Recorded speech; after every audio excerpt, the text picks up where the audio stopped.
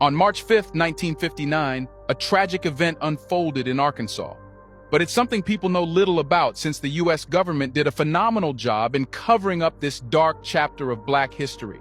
It was a massacre involving Black teenagers who were trapped inside their hostel, padlocked from the outside, and horrifically burned alive. The intent was to claim the lives of all 69 Black boys living there, and tragically, 21 were burnt to death. This shocking incident remained hidden from public awareness for decades, primarily due to the effective cover-up orchestrated by the state of Arkansas.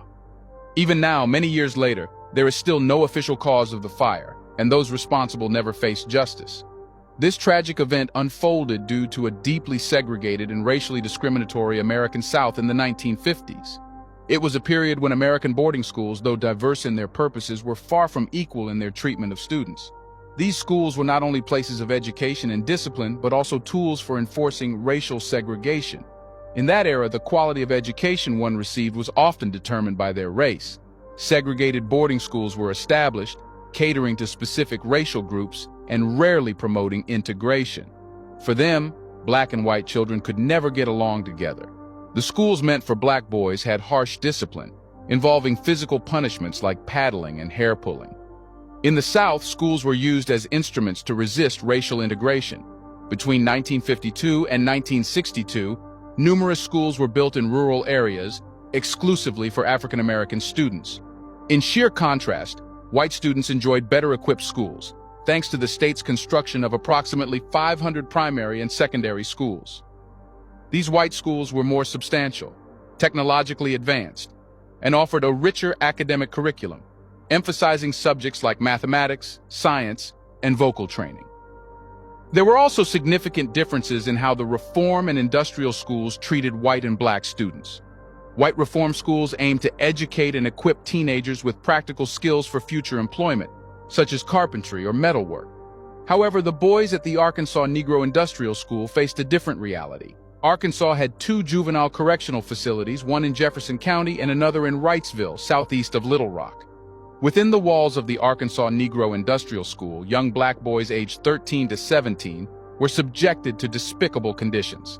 These teens, some of whom were homeless orphans or wrongly accused of petty crimes, were forced into a life of manual labor. They worked hard on the facility's farmland and were subjected to cruel beatings with leather straps, enduring days in rags. You see, this was no different than slavery, just the name had been changed.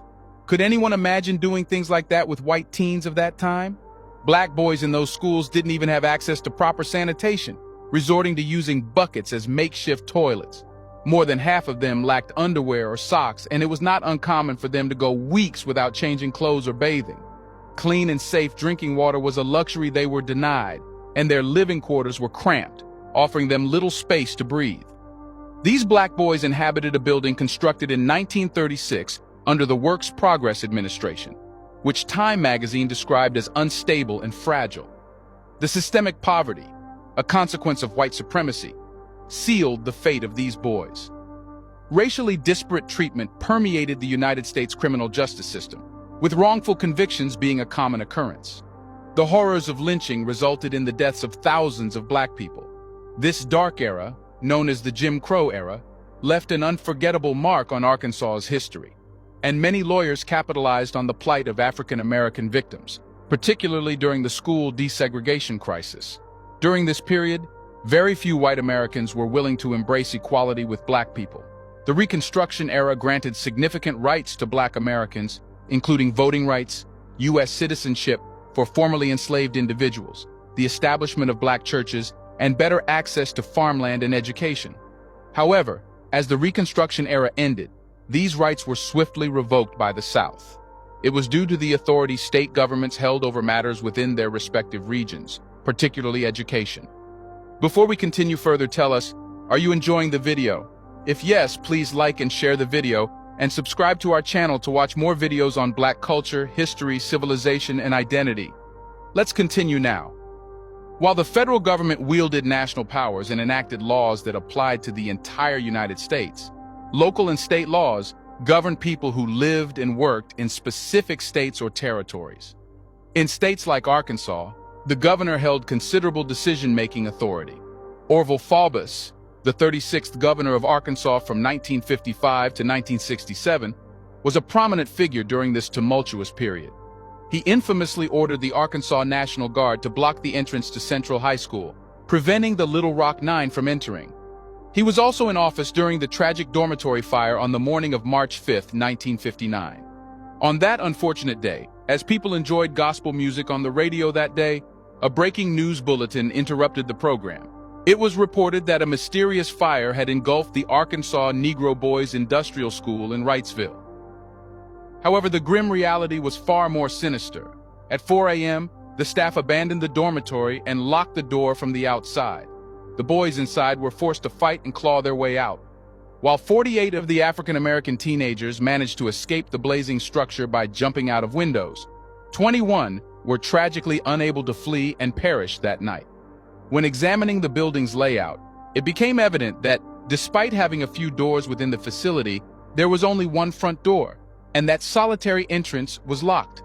Those unfortunate boys who remained trapped inside found themselves wedged in the back corner of the building, where they met a horrific fate consumed by the flames. Governor Faubus later called for a hearing, aiming to uncover the truth and hold anyone responsible. It should be noted that after the incident, efforts were made to conceal the evidence. On the morning of the incident, the scene was being tampered with. The school staff and Superintendent L.R. Gaines provided testimonies stating that the boys had been locked inside and left unsupervised. On the other hand, the Pulaski County Grand Jury found multiple individuals and agencies responsible, but failed to bring any criminal charges.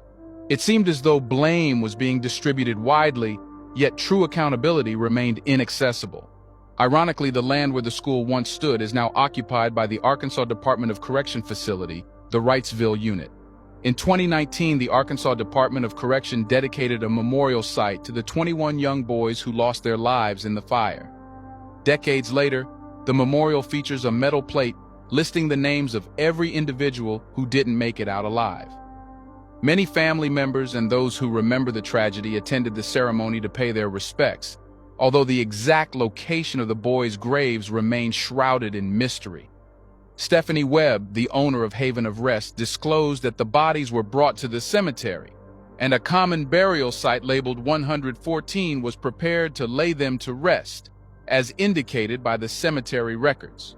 Shortly after the fire, the remains of the deceased boys, consisting of fragments, were taken to a local funeral home. It's reported that their body parts were wrapped in newspaper. Webb mentioned that most of the bodies were taken to Dobison Funeral Home,